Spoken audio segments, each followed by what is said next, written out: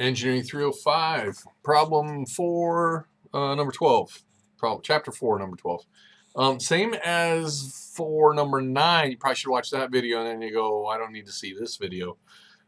We just have new values for the strain in the X, the Y, and the shear strain, and then a new number for Young's modulus and Poisson's ratio. We're still asked the same question: find the stress in the X, the Y, and the shear stress. So same as last time. There's a trick really with the shear that it's not a big fancy equation. It would be the shear in the sorry, yeah, that's not GI. It's the going back to our notation, the shear in the ith direction divided by the strain, shear strain in the ith direction is equal to G. So we simply need to find G. If you recall from last time, from the last exercise, I got to write down the equation because I don't remember it. G is equal to E over 2 times 1 plus Poisson. And in our case, that's going to be equal to 210 GPa over, it's 1.25 at 2.5. And then time out while I do some math. But I'm just going to hold off on that and write out, then my shear is equal to G, which is 210 GPa over 2.5 times the shear, which is the 800 micro. And all of that gives me an answer that I have to punch into a calculator for. Or I can simply look over at my other page and give you the answer. 47.2 MPa.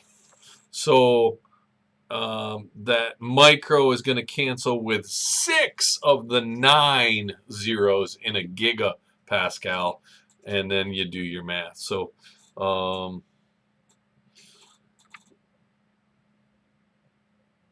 I wanted to run the numbers because I just don't trust that a sec. So let me actually punch that into my calculator. It just doesn't look quite right because 210 divided by 2.5.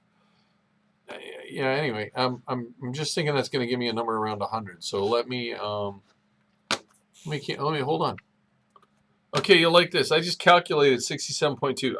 It just doesn't look right because it just didn't look right. And I want you to check your answers and think about the numbers, and you can do a lot of this math in your head, but this should be about 100 times 800. It shouldn't be in the 40 neighborhood. It should have been in the 80 neighborhood.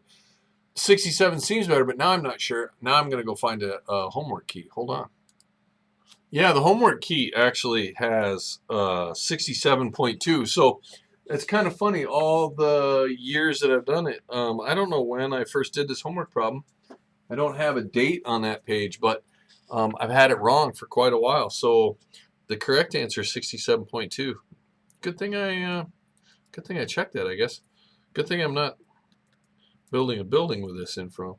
So then the next thing we've got to write down is our equations for the stress in the X direction and what would also be the stress in the Y direction. Again, this is plane stress, so we get those equations at the top of the study guide. And that is going to be, the stress in the X direction is going to be equal to the Young's modulus divided by 1 minus Poisson's ratio squared times the quantity of the strain in the X plus Poisson times the strain in the Y. And we can start substituting values. I have a strain of 1,000 in the X and 400 in the Y. So that's going to look like 1,000 plus 0.25, 400 in the Y.